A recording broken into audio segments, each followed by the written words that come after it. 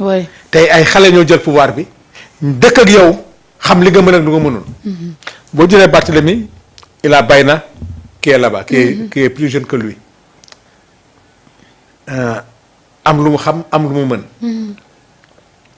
Barth sa force bu doon guerrier la woon daal. ñëpp kan la ndaanaan la ndaanaan yooyu la quoi genre boobu la. tu n'es pas dans une grande commune. déedéet. yoroo du Parcelles Assainies. du Grand Dakar. du Colobane Fass. c'est une commune qui ne pèse pas sur le plan électoral muy benn.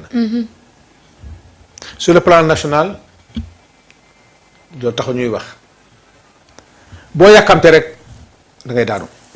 parce que amuloo moyen boobu. Thierno Bocoum de même Thierno Alassane de même. te ils sont jeunes et ils veulent exister mais malheureusement seen stratégie politique dañuy daanu. di nga dem wax la warul wax Thierno Alassane benn dossier la am. muy Azer. Thierno Bocoum loo wax. bu ñuy waxee suba mu génne benn communiqué pour wane ne il est contre bu paree dellu këram toog mënul woo nit mënul def tournée mënul def nangam boo yaakaar na ne politique wax la Barthélemy c'est vrai tu étais dans une dynamique de taxawu Sénégal. où il y avait Khalifa Sall qui était un leader bëri woon. te taxawu Sénégal boobu dem na ba doole bi wàññeeku te nga bokkoon bi nga génnee. xoolal d'abord ka moo la topp parce que nit ñi. c'est-à-dire dañuy yàkkamti politique c'est-à-dire da ngay génn rek ne damay créer parti politique. est-ce que am nga doole créer parti politique. des milliers de partis politiques un parti politique xam ne tu n'as pas un département avec toi. avec toi. le minimum pour un leader national c'est avoir un département. surtout. tu n'as pas encore une commune les dernières élections tu as perdu ton bureau de vote. nga génn di def conférence de presse tu fais une tournée. am na foo dem ci tournée bi ma dégg ñu ne fii nit ñi dañoo dem liggéeyi. bon loolu rafetal la mais dem nga tournée boo ñëwee da nga def évaluation tournée bi. xam li nga mën ak li nga mënul. mais xëy suba def sortie boo xam ne yaa ngi def sortie leen rek laay bañ Sénégal. mooy lan. Sénégal ñu suba dañuy anticiper génn def ay conférence de presse bu dara amee ñu ne li ma wax moo tax. ñu tëj ñu woo ma wala def nangam. da nga jàpp ne am na leneen lu nekk ci ginnaaw. non dama dégg Barthélemy ne non dama dégg mooy. il y a des mairies qui qu'on est en train d'auditer. te Dakar ci la bokk. te daa mel ni audit yi pare na. waaw donc man bu doon man la. damay xaar ba audit yi pare.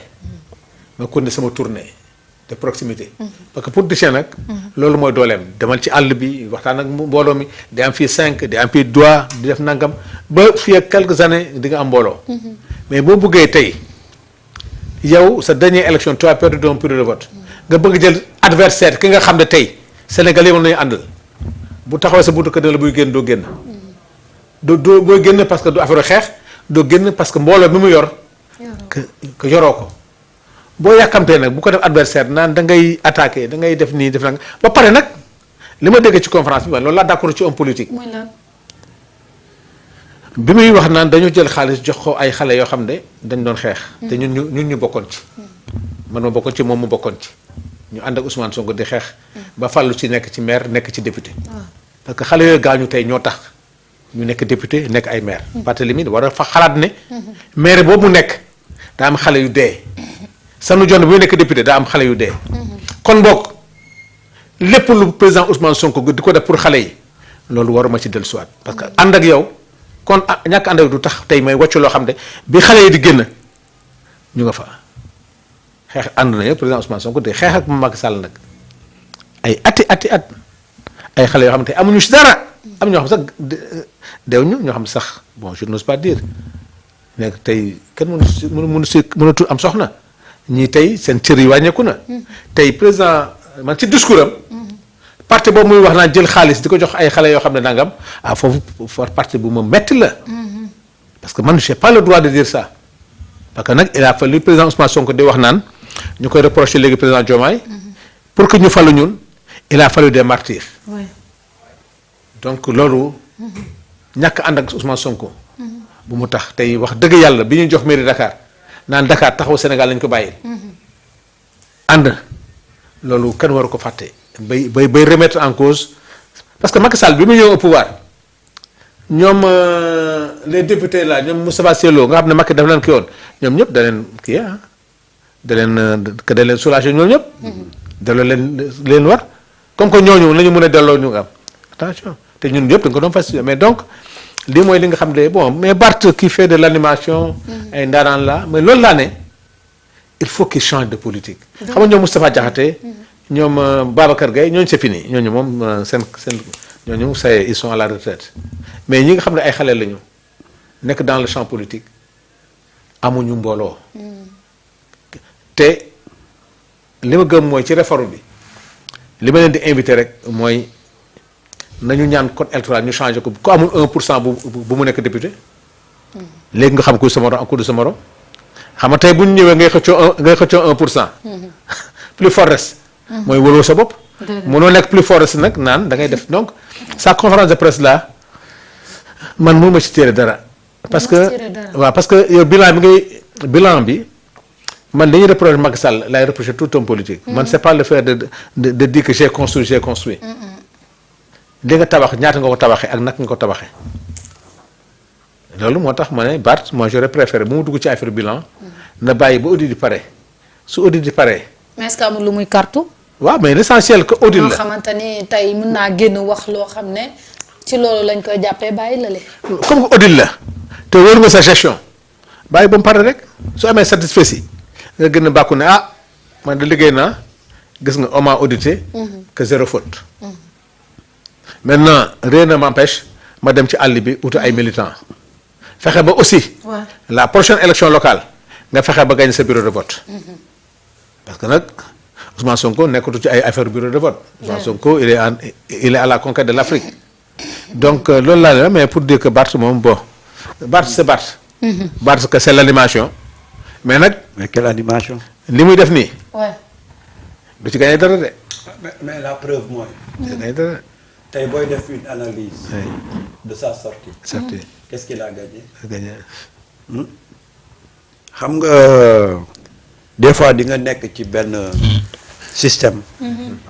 ba système bi raw la. je voulais dire. léegi nag bu fekkee da nga xam sa bopp da ngay dem nga formater sa disque dur. disque dur nga def mise à jour. mise à jour dafa laaj. parce que yi doon am moo amatul.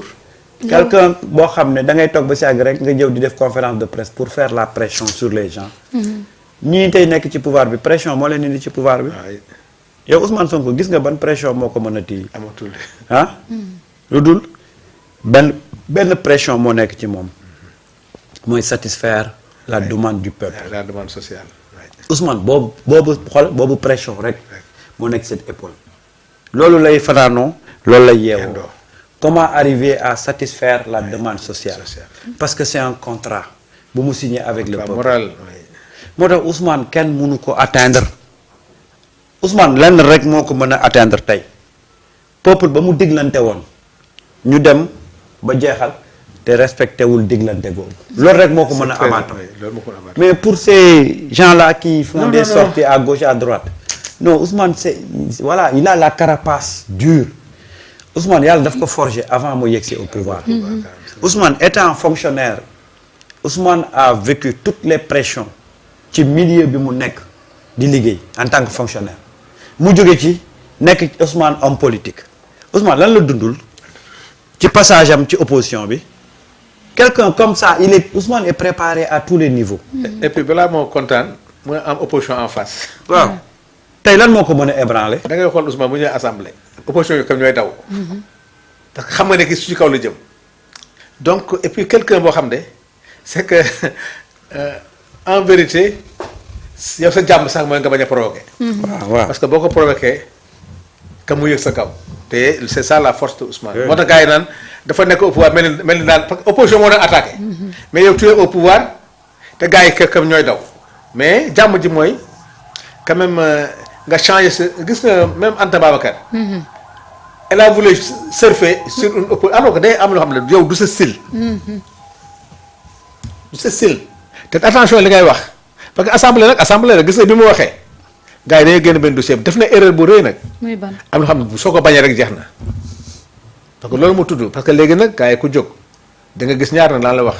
grille parlementaire ki njëkk a wax Anta Babacar dina tudd. non non ndengaleer rek. Ndengaleer. bu tuwee ndengaleer yow sa wax yàqu na. soo tontoo nag kii ñëw encore chargé la. chargé la. da ngay dem ba dootoo ñëwati. donc da ngay xam ne attention Pastef dañoo mën a fu ne. donc loolu moo tax. d'accord. bu ñu changé seen discours. nañu dem liggéeyiwaat. d'accord. c'est très simple. Ah, maintenant bien, nag bien. alors. une fois encore Pastef aujourd'hui aborde un tournant décisif. très décisif. qu'il faudra gérer avec intelligence. et tact. politique et tact. muy benn bi tey bu fekkee ne cette rencontre là dañ ko provoquer pour diviser Pastef. c'est à Pastef de voir comment s'en sortir. Et ce qui est intéressant ci phase bi mooy Ousmane dafa nekk dafa jël ku nekk mu bàyyi la ak sa responsabilité. C'est au Pastef, aux responsables de Pastef d'assumer pleinement leurs responsabilités. Et je pense qu'au sortir de ces rencontres-là, beaucoup de choses vont se faire comprendre. On saura qui est qui fait quoi, qui roule pour qui. moo tax la rencontre ci boppam. C'est pas mal ci contexte bi ñu nekk nii. Parce que nag ça va être aussi des rencontres yoo xam ne dafay déboucher. day leeral lu bëri. par une clarification des positions. C'est très important. Ousmane de façon très intelligente dafa noppi jox naa leen sama feu vert. Libre maintenant ku ci nekk nga xool ci sa tribunal de conscience lan ngay décider ak ban posture ngay taxawee te buñ ci génnee ça va être toujours tout bénef pour Ousmane parce que nag xam nga leen moo ci am solo phase bi ñu nekk nii. mooy lan.